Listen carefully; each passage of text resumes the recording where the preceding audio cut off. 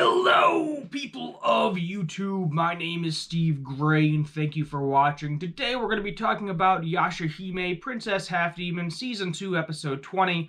I know we got a week-long delay, and let me tell you, the wait was somewhat worth it. Not 100% worth it, but definitely somewhat worth it. So we got the Grim Comet coming down, and Mr. Kieran is basically like, okay, here's the plan. This is what's going to happen. First and foremost, I'm going to go evaluate the situation.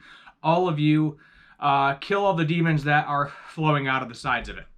So, Mora, Toa, Setsuna are all attacking the comet while he is going inside.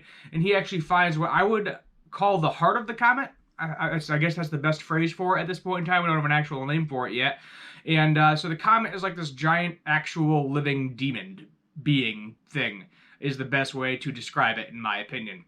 So that needs to get destroyed. So he comes back and says, okay, this is the plan. This is how we're all going to attack it. We're all going to fortify the attacks in turns. And that's exactly what they do. They get rid of the aura around it. They get rid of the demon energy. They all attack it together to try to shrink it down a little bit. And of course, it basically does absolutely nothing. So Toa is like, all right, time to bring out the Kyokan sword and absorb as much of this as I can, shrink it down as much of it as I can, and then send the attack back at it. And that's exactly what Toa does. Setsuna, Mr. Kieran, and Mora are all saying, do not use that sword. It is going to kill you. And of course, Toa, being stubborn, does it anyway. And she takes the attack, flings it back at the comet, as I did with the thumbnail. Well, part of the thumbnail. It's kind of hard to do thumbnails with this episode because the comet is just so massive and the characters are so small. You want to get the characters in the images, obviously, but at the same time, it's really hard to get the comet in the images. But giant crater with a bunch of lines going through it, really not that entertaining to see the look of the comet. It's a comet. We know what comet looks like. It's a giant ball in the sky. So she shoots the energy back at the comet, shrinks it down to size, and then Mr. Kieran is like, all right, your self-sacrifice was worth it. I'm being drawn to tears. He's literally crying. I'm going to stop this thing. So he uses all of his might, all of his ability, and literally stops the comet to where it is just floating in the sky, and it is just chilling there. We then think Toa dies again. That's right. She's kind of out of it. Mora and Setsuna are like, oh my god, Toa, please don't tell me you just killed yourself. And she does end up snapping out of it. So nothing to worry about there. Mr. Kieran keeps warning her, do not use this sword. Because of the human half of you, you're not able to fully utilize its capabilities. And he actually takes it away from her and says he is going to go bring the comet to the old era. He is going to destroy the comet and kill Kieran Maru. And we're all thinking like, wait, what? Wait a minute. This seems extremely fishy. So he puts a string of fate on the comet with himself.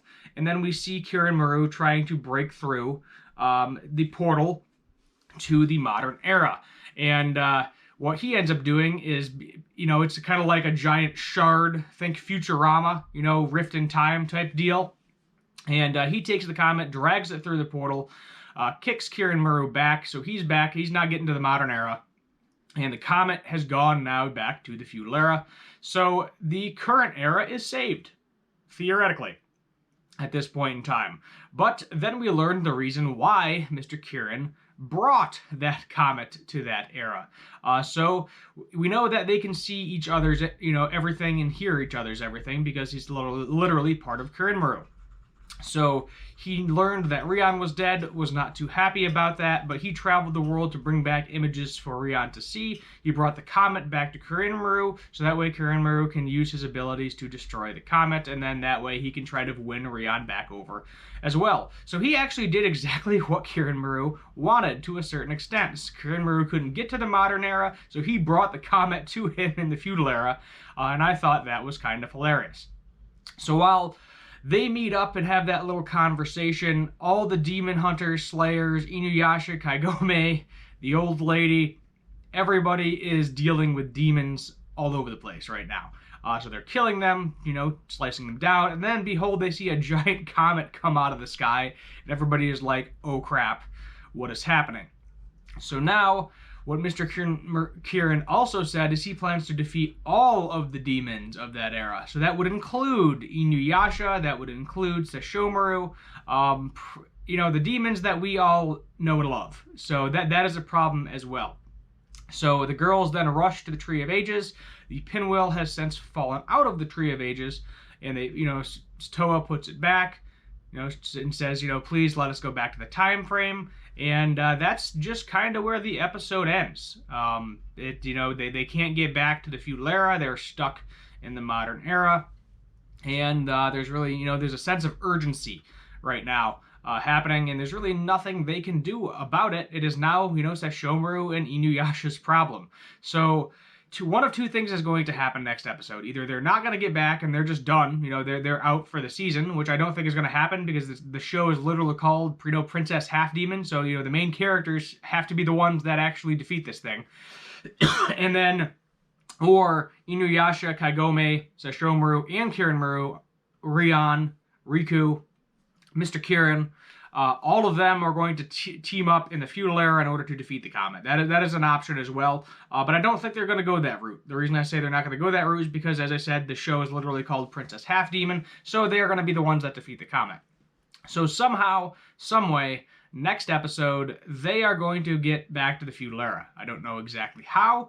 Not sure what the process of that is going to be, but with all three of them there, all three of them have demon abilities, so theoretically the comet could come back again, 50-50 if they don't defeat it in the feudal era. So I don't know if they're going to do like the timeline switch where everything gets messed up or something. I don't really see that happening. It's not really like a time travel.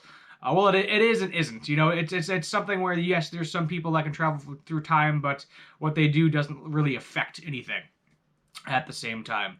Overall, this episode was decent. Was it worth the 2-week wait? I don't know. It was okay. This is like a 6-7 out of 10. It's kind of like the standard double cross. We'll do like a 6.5 because it's not a full 7. It's definitely not a 7 out of 10 in my opinion. So this is kind of like the whole double cross thing. I kind of saw it coming from a mile away type spiel. Even though Riku isn't going to listen to him, I guess Mr. Kieran will. Speaking of Riku, Riku and Rion actually go to get another Kyokan root.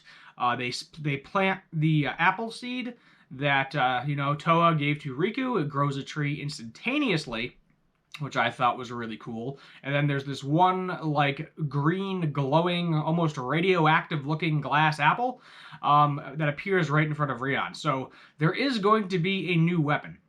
And I think that new weapon is going to ultimately go to Toa because, the Kyokan sword is poison to her.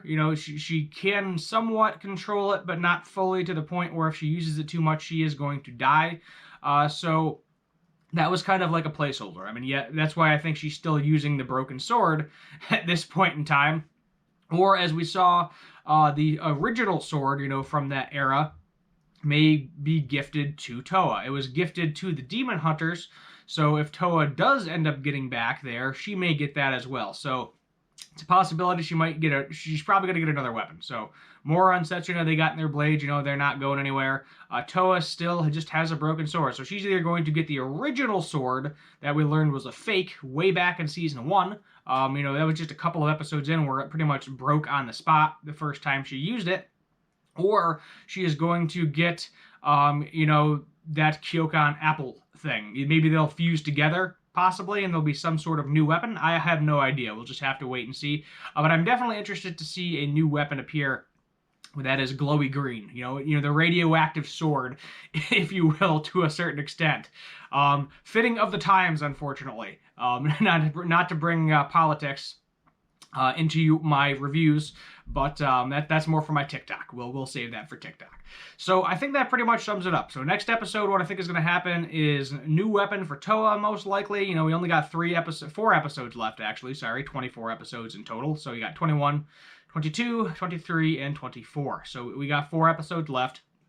4 weeks left until the season/series finale, because I don't think there's going to be a season 3, just the way this is ending. It depends on the fandom, too. If there's enough people doing it, maybe they'll shoot out a movie or something, because I know we have Inuyasha movies. So it's a possibility if the fandom's there that we might get a movie in the process as well.